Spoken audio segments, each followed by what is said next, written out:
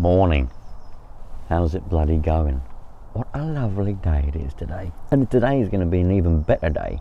Do you know why? Because I'm going to help you and hopefully teach you what to do with your brand new Nitro car. Your buggy, your truck, your on-road car, whatever it is, it's the same thing. So I've got my MP9 here. The same one that I used to demonstrate what you need to do when you get it out the box for the very first time ever. I've got it in the boot of my car. Let's go through what we need to do to fire it up and run it in, because that's a very important stage. A lot of people skip that stage. Well, at your own perils, you may skip that stage. Let's get this out and warm it up, shall we? I think we should. I think it'd be a good idea to, at least. Do you know what I mean? Yeah, come on, let's go. I've been meaning to do another little video like this for a while, and people say to me, Arthur, why are all your running in videos old? See, the thing is, nothing changes. Everything's still the same. But they ask me to do more.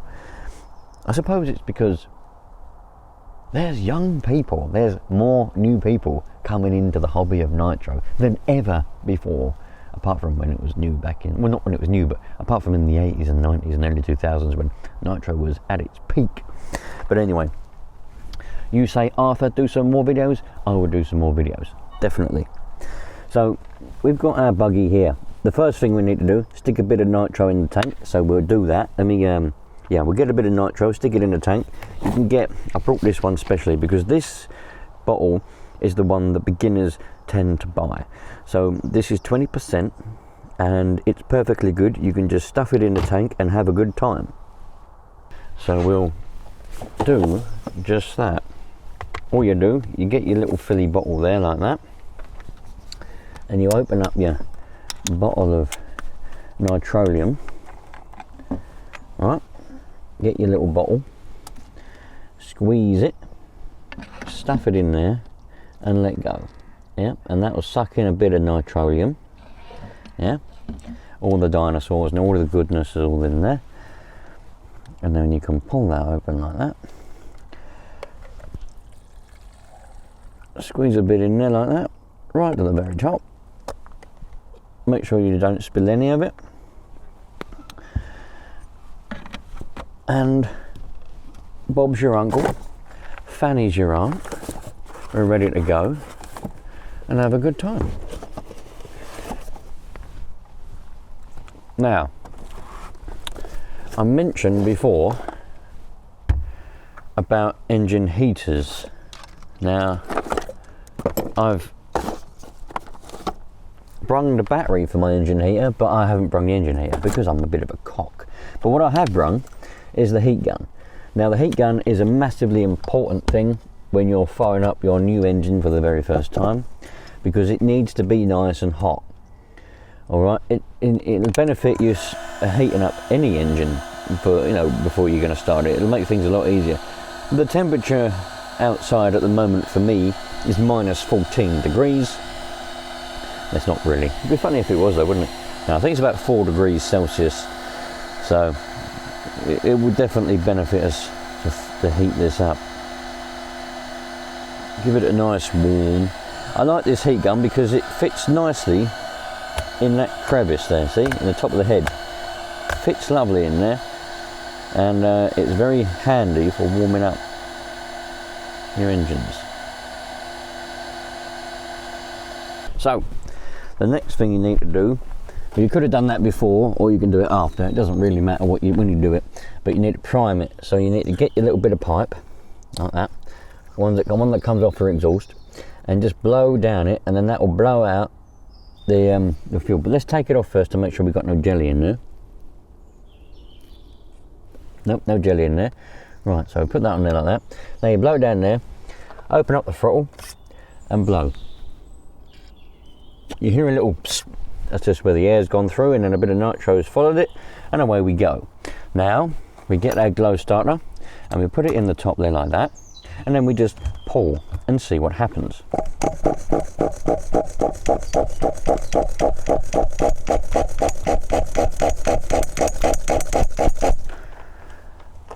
keep doing this until it fires up. But if it doesn't, I'll show you what to do.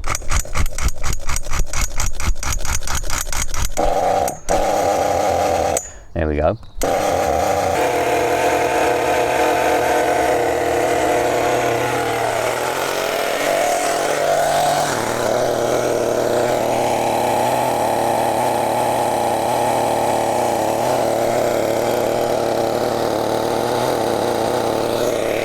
Right, so what you need to do, first of all, you need a little bit of patience sometimes.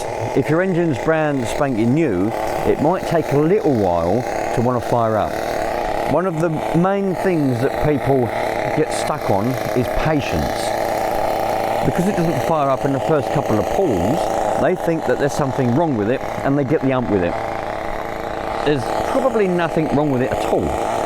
It's just because it's brand new and it will take a little while. Sometimes even engines that are well used will take a little while to start up. You need a bit of patience and you will learn how to get it to start first pull eventually. But just have patience in yourself and the buggy. Remember, you can do it. Yeah? You can do it. Alright? Once you've got it fired up, you need to do a couple of tanks. I mean, it's up to you. You can follow the instruction manual if it's a brand new car and do what they say. It'll be something along the lines of a couple of tanks on tick over, and then a couple of tanks driving around at half throttle and a couple of tanks driving around with a little blip of full throttle to do the running in process. Some manufacturers have different processes, but it'll be something along those sorts of lines. There's also different types of running in process that people like me and others have sort of develop themselves because, well, you can just do it in, there's more than one way to skin a cat, you know, to be honest with you. So the main thing that you're aiming for is to get the engine really hot, not really hot, but get it up to temperature and then run it around and then let it cool down so that it can do what they call a heat cycle. That's so that the piston and the liner settle in together. Now, it's a good idea when you're leaving it on tick over like this to put a cloth, a glove, an engine heater or something on top of the head to keep the heat in if you're in the colder weather. If you're in hot weather in a hot country, it won't matter so much. It needs to stay around about 90 degrees Celsius. That temperature varies depending on who you speak to, but that's a good temperature to be at. If it's below that, it runs the risk of a cold seize, but not only that, it won't really do a very good heat cycle. So do 2 or 3 tanks at tick over like what I'm doing there, with something on the head.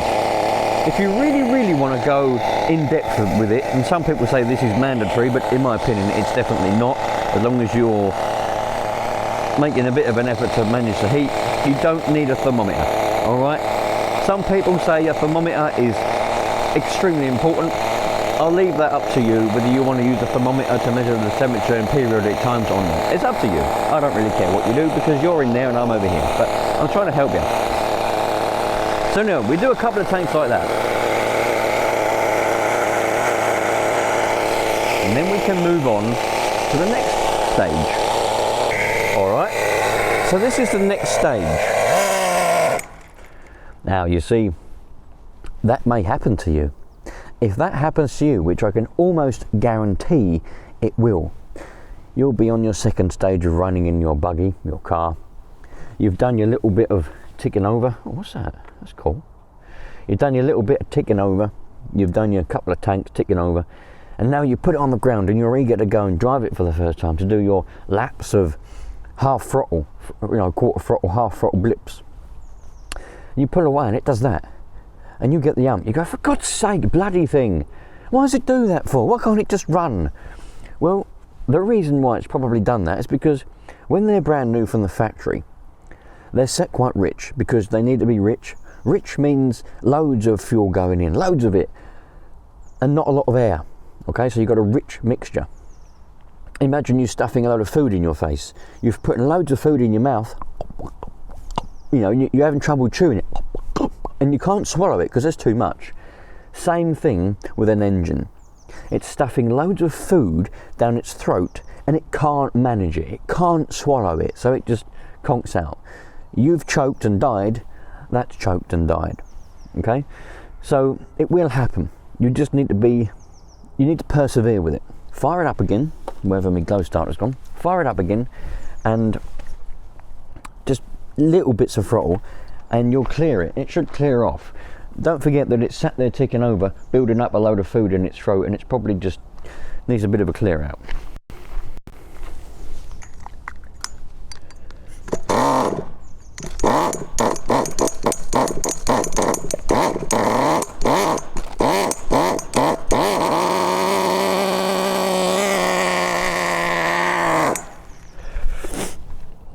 There may be a time when you have to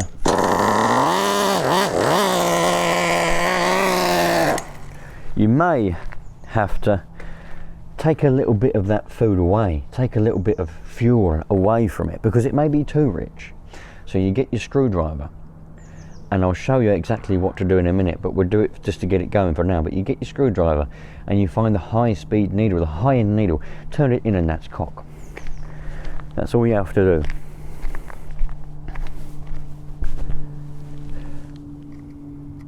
And that takes away a bit of it. And it may, because it will never run very well if there's too much.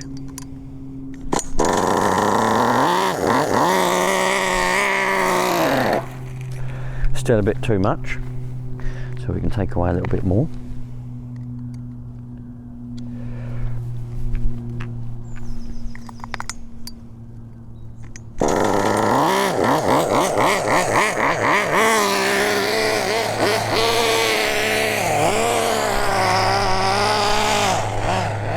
Right, so now we've managed to get it to a stage where it wants to drive. So you just do some little bits of, drive it around like this in circles. It will be very, very sluggish and very, very slow when it's in a state like this, when it's running in. All right?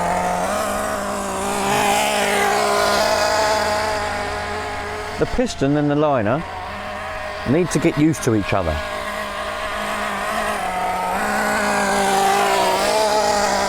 So it's important to just do this. Do this for roughly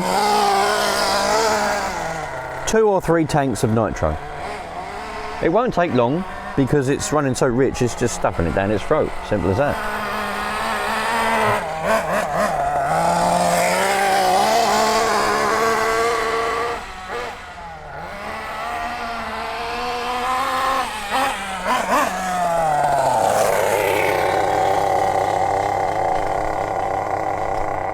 Fast forward a little, few minutes, and imagine now that you've done that. You've done your tanks, you've done 2 or 3 tanks of nitro, blah, blah, blah, done. You've let it cool down, and now we're ready to start doing some full throttle blips. So we do the same again.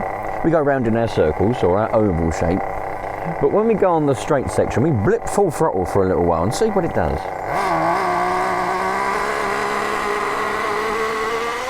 That was full throttle, and full throttle again.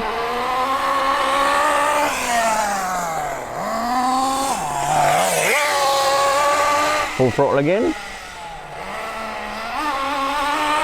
Full throttle again.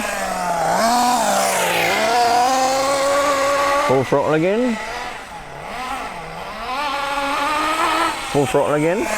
Now you will notice, as time goes on, it will start to get faster and a bit more peppy because the engine's starting to run in, but also because as you're doing full throttle blips and the revs are getting higher, it's clearing out all that food that it had stuck down its throat, and it's digesting it and chucking it out the exhaust. It's actually clearing itself out, so that will make it a bit quicker as well. You'll start to get a real feel for what you've got yourself in for. You're going to start to get really excited, and you're going to want to go and have a banana just to make sure you've got plenty of potassium ready for what's about to come. Now you've done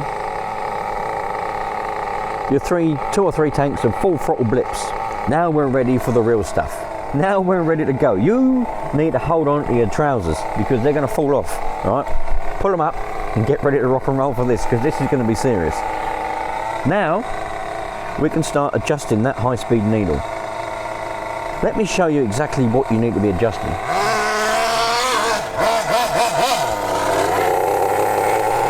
If you would care to just come with me for a moment, I'll show you.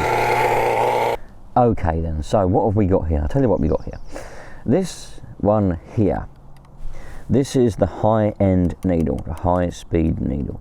This is the one that's responsible for most of the overall running of the engine, but it is mainly for high speed. There's a certain rev range when the carburetor sort of changes over to this needle as such. But it will have an effect on the tick over, the low speed, basically an effect on the whole lot, but it's mainly for the high speed. Your tick over screw is underneath here on this engine. Sometimes they're up here with a little spring on the outside, other times they're like this one. Around here, that's a low speed needle, okay? That has an influence more so on the tick over, but also quite a big influence, because that's what it's for, on the low end, the low rev range, the acceleration, the pulling away, the taking off, whatever you want to call it. That's what that mainly does. They work together, and the aim of the game is to get this one and the tick over screw balanced in like a seesaw.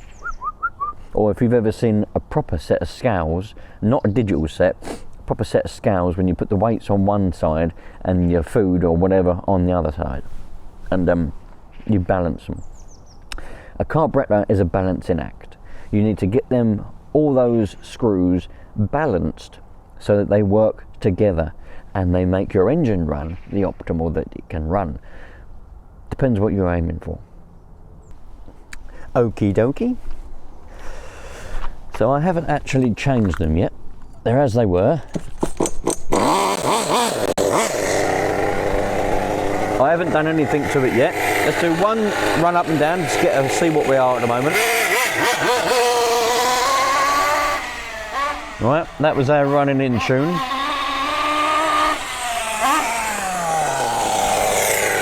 Let's do a little turn on the high speed.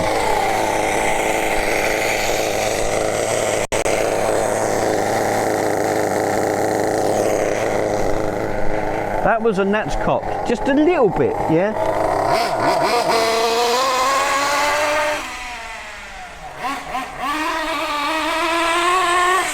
Wow.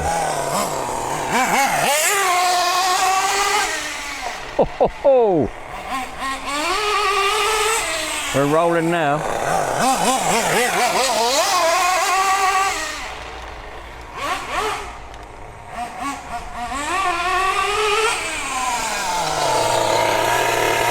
Let's do another one.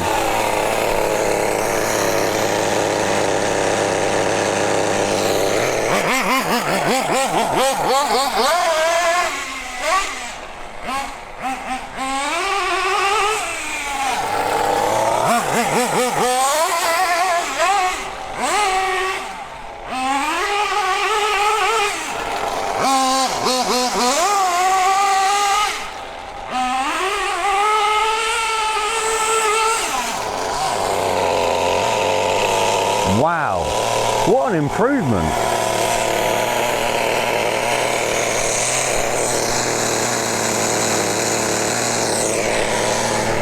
Let's see how far we can take it before it becomes too much. Or too little, as it were, because it will get to a point where we take away too much food and it starves. Oh, I think we're getting close.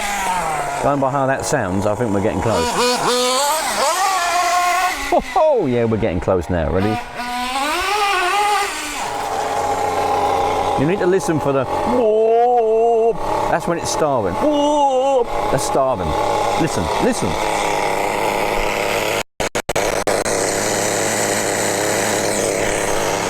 In a minute, it's going to go.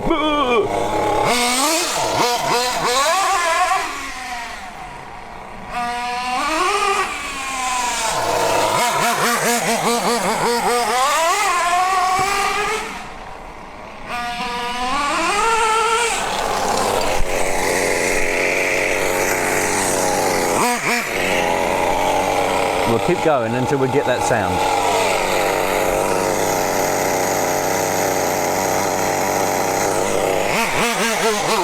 Aha, here we go. Can you hear that? When you try to accelerate.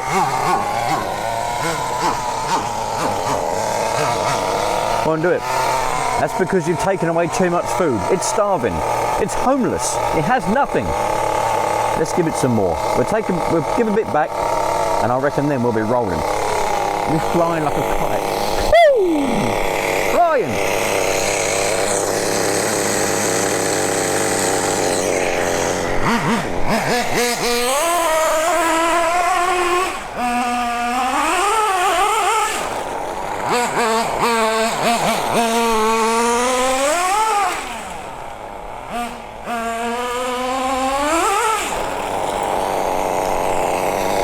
Now you may have noticed that it's a little bit on the low end now, on the low speed, and then all of a sudden it kicks in, doesn't it? It's like a power band. Woo!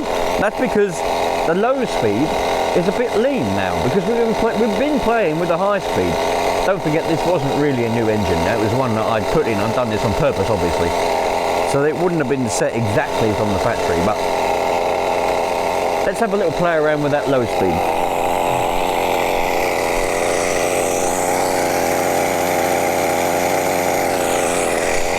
I've given it a little bit.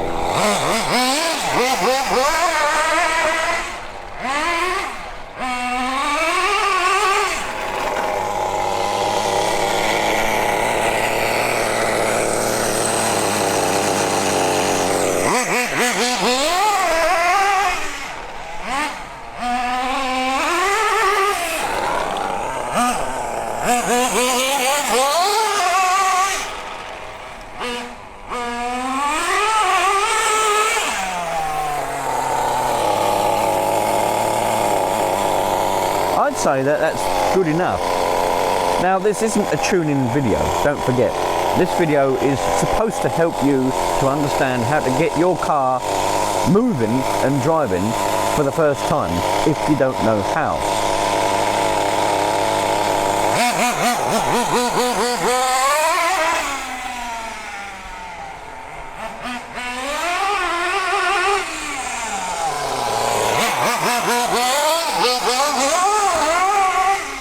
Bit of a backfire there, did you hear that?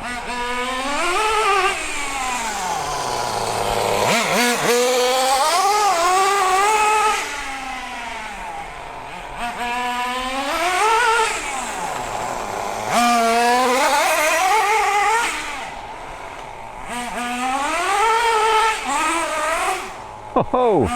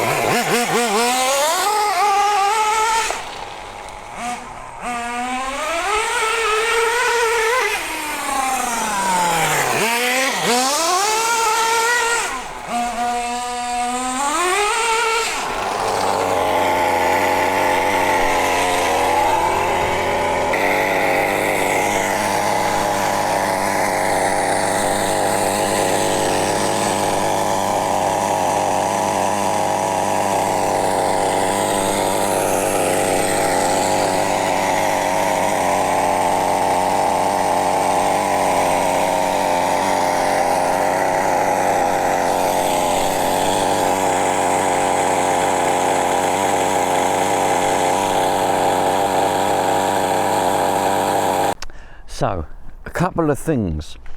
This wasn't intended as a tuning video to help you to tune your car, right? It was supposed to help you just get an idea and an understanding and give you a bit of a boost. I know I didn't cover everything, and people who know what they're talking about are probably going to say you didn't do this, you didn't do that.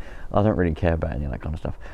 I think I've done enough to help some of you just get going, you know, get you going. A couple of things to look for as well when you're playing around with a little bit of tune. I know it wasn't a tuning video, but I did give you a little bit of advice on how to get your engine to run a bit better after you've ran it in. So smoke, there should be a nice healthy thick trail of blue smoke at all times, all right? And it's perfectly normal and good if a little bit of nitro spits out the exhaust on tick over, okay? A lot of people panic about that and they think that there's something wrong with their engine because it's spitting nitro as a liquid, as an oil, out the exhaust. It's fine, it's normal, it's supposed to do that. That's not nitro really, it's just bits of oil that haven't quite burned off yet, because on the tick over, on low RPMs, it can't burn that oil in the nitro, can't burn it off effectively. So it still makes its way down the exhaust as a bit of oil, yeah? It's a good thing, it means your engine is being lubricated well. When it's on the higher RPMs running around like a banshee, it won't be spitting that oil out really, maybe a little bit but not a lot, because it'll be burning it effectively and it'll be smoke. So you want a nice thick blue trail of smoke at pretty much all times, particularly on full throttle, okay? If there isn't, then you've gone too far with the things, with the screws. You need to back it out a little bit just to gain a bit more fuel. Really, there is more to it than that, a little bit more. Nitro is incredibly simple. I think you're going to get it. I think you will get it. I know you will. You can do it, all right? Patience is a virtue, as the saying goes. So if you have any questions, please, the best way is to comment on this video or other videos.